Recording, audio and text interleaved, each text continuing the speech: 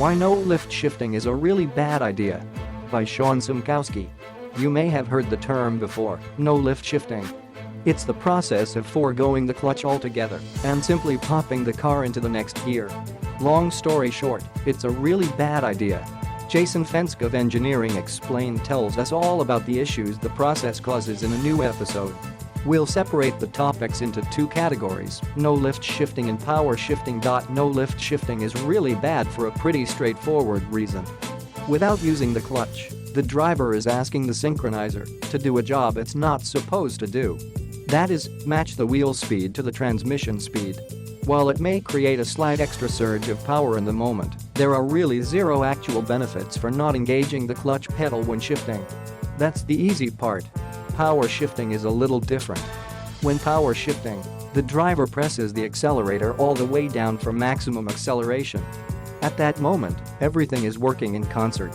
The wheel speed, engine speed, and transmission gears are all operating at the same speed and rotating together. Second, the driver presses the clutch in. Now, the transmission speed drops since the clutch is no longer engaged, and the engine speed climbs since it's now disconnected from the transmission. The driver then pops the transmission into second gear. Now, second gear and first gear's rotational speeds do not match. Second gear is spinning slower. It's the synchronizer's job to match those gear speeds to create a smooth shift. So, power shifting isn't necessarily awful for synchronizers. It is, however, bad for the clutch. As the driver lets the clutch out, the trouble comes when the engine tries to match a transmission at a lower rotational speed.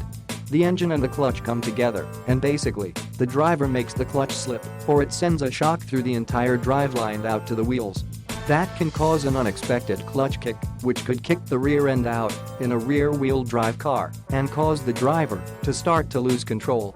Unless they know what they're doing and they're ready for some sideways action.